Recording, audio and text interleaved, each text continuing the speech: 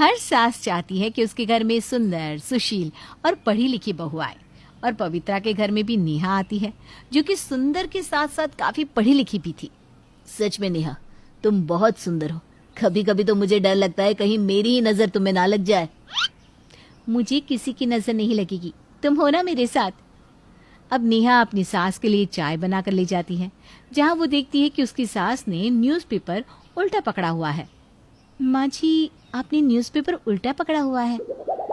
अरे बहू, काला अक्षर भैंस बराबर। मैं कोई पढ़ी लिखी थोड़ी ना हूँ तेरे जैसी, जो मुझे पता होगा कि मैंने न्यूज़पेपर सीधा पकड़ा है या उल्टा। मैं तो बस अखबार खोलकर उनमें बने चित्र देखती रहती हूँ। माँ जी, आप ऐसा क्यों कहती हैं? कहते हैं ना, अगर बेटी पढ़ी लिखी हो तो दो घर पढ़े लिखे हो जाते हैं। मेरी माँ भी पढ़ी लिखी नहीं थी। मैंने उन्हें इतना पढ़ा लिखा दिया कि अब वो खुद को अनपढ़ नहीं कह सकती। इसीलिए बहुत जल्द आप भी सब कुछ सीख जाएंगी। नेहा अपनी सास से बातें कर रही होती है, तभी वहाँ मोहल्ले की एक औरत आती है, जो नेहा की सुंदरता और उसकी समझदारी देखकर हैरान रह जाती है।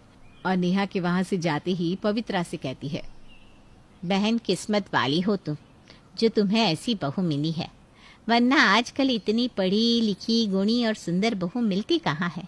आजकल की बहू जितनी पढ़ी लिखी नहीं होती, उससे कहीं ज्यादा घमंडी होती है। वो तो है बहन, सच में मेरी बहू रूप की रानी के साथ साथ दिमाग की भी होशियार है।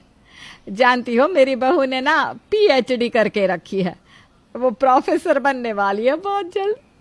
अरे वाह, फिर तो अपने रवि बेटे की किस्मत खुल गई।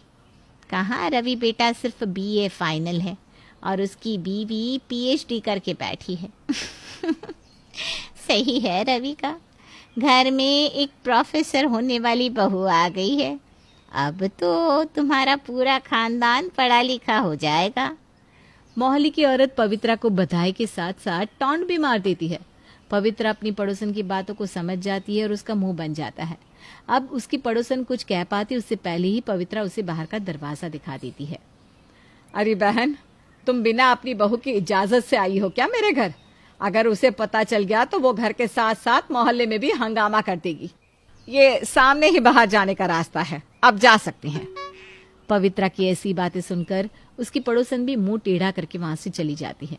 अब इसी तरह से कुछ दिन बीत जाते हैं और घर में जो कोई आता वो उसकी बहू की तारीफें करके जाता और रवि से कंपैरिजन करता। ये सब देख देख कर धीरे धीरे पवित्रा के दिल में अपनी बहू के लिए नफरत पैदा होने लगती है। और यही नफरत तब और ज्यादा बढ़ती है जब रवि का एक दोस्त नेहा की तारीफों के पुल बांधने लगता है। रवि, तेरी तो लॉटरी निकल गई, इतनी सुंदर और समझदार बीवी पाकर। देखो, हम कहाँ इतने पढ़े लिखे और हमारी बीवी अनपढ़ गंवार। आप ऐसा क्यों बोल रहे हैं अपनी बीवी के लिए? आप अपनी बीवी की इज्जत कीजिए। क्या हुआ अगर वो पढ़ी लिखी नहीं है? अरे, अनपढ़ होने के बाद भी उसने आपका घर संभाला हुआ है ना। भाभी जी, मुझे माफ कर दीजिएगा, जो मैंने अपनी बीवी के लिए लफ्ज इस्तेमाल किए ना, उसके लिए। सही कहते हैं लोग, घर में ही पढ़ी लिखी औरत के आ जाने से घर निखर जाता है। सच में रवि, मेरे भाई, तू तो किस्मत वाला है। रवि का दोस्त नेहा की तारीफें करके वहां से चला तो जाता है, पर ये तारीफ रवि को हजम नहीं होती। अब रवि और पवित्रा दोनों ही अपनी बहू से जलने लगते हैं। कोई भी बाहर का इंसान नेहा की तारीफ करता तो उसकी सजा पवित्रा और रवि नेहा को देते। ऐसे ही एक दिन नेहा रवि से कहती है, रवि, आज मैं घर का कोई काम नहीं कर पाऊंगी। कल सुबह मेरा पेपर है ना, तो मुझे पेपर दिलवाने ले चलोगे ना? अगर मैं इस पेपर में पास होगी तो मेरी जॉब लग जाएगी। कोई जरूरत नहीं तुम्हें बाहर जाकर नौकरी करने की। अरे, घर में इतने सारे काम है, घर के काम करो, माँ की सेवा करो। क्यों? शादी से पहले तो हमारी बात हो चुकी थी रवि। आप ही ने कहा था आपको मेरे काम करने से कोई एतराज नहीं होगा। अब आप रहने दीजिए, मैं माँ जी से बात करके आती हूँ। Please like and subscribe my channel. Thank you.